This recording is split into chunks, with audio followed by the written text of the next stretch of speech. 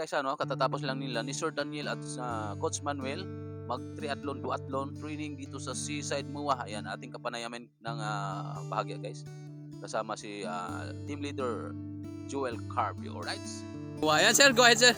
Okay, good morning Philippine Confederation of Senior Cyclists. We're live here once again on our Wednesday bike training at the PCSCI Andaman Senior and Junior Cyclists. No? Together with Coach Manuel, nag-conduct po kami ng break training. No? Nag-run po kami ng less than 40 minutes. No?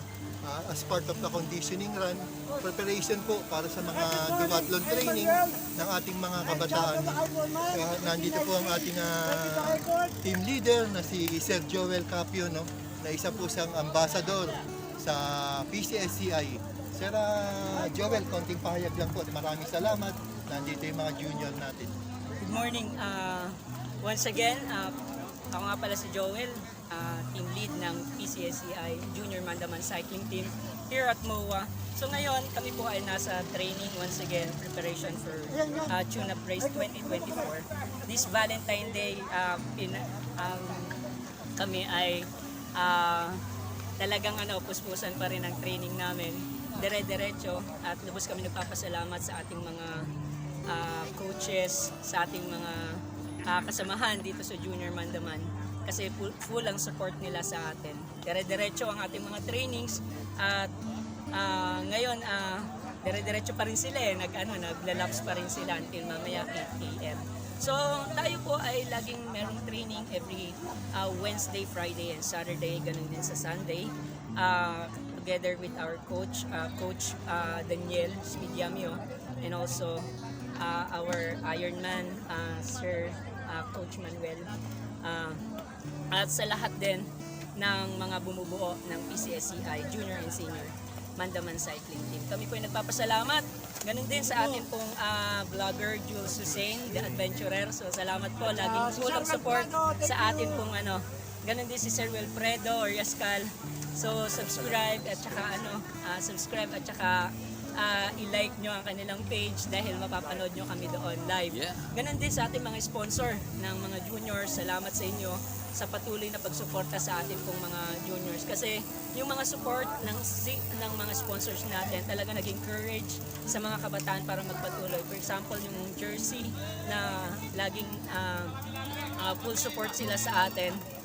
Meron pa mga batches na naghihintay para doon sa mga sponsors natin sa jersey. Talaga nagpapasalamat kami sa inyo kasi malaki yung impact nun doon sa mga kabataan sa kanilang career. Sa kanilang pag-pursue sa kanilang kanilang cycling. Salamat po sa inyo. Once again, Joel Carpio po, team lead ng Junior Mandaman Cycling. Okay, maraming salamat unang sa lahat, Sir Joel, no? Napakasipag na team leader natin at isa sa ating ambassador, no? Magkakaroon na rin po tayo ng Mindoro, mga group ng Mindoro at siya po ang nag-aasikaso nito. At unang-una sa lahat, nandito po kami ni Coach Manuel, no? Muna kami, nag-break training kami. We'll do the 40 minutes run dito sa MOA in preparation para na rin sa Tune-Up Race this coming 2024. Gagawin po rin yan ng mga kabataan natin in preparation para sa kanilang multi-sport activity. Lahat po ituturo natin dito, no? Lahat ng klase ng training at makikita niyo naman medyo masasabi natin talagang maganda yung natututunan ng mga kabataan. Unang-una sa disiplina at sa kanilang pagpupursige para mag-ensayo ng maigi. Ayun at yun lang po siguro muna at maraming salamat po sa inyo lahat from the Philippine Confederation of Senior Cyclists Incorporated. I am Daniel Spidiamio, 66 years old, a multi-sport athlete at with Jules Hussein, The Adventurer. Siya po ang YouTuber natin at documentary vlogger at si Sir Wilfredo, ang aming admin at isa sa documentary vlogger natin. Pakikilala ko po muna sa inyo, nandito rin isang admin natin ng PCSCI Mandaman Senior and Junior Cyclist, no? Si Sir Lodi. Sir Lodi, konting payag lang po. Good morning po. Ako po si Lodi Labini.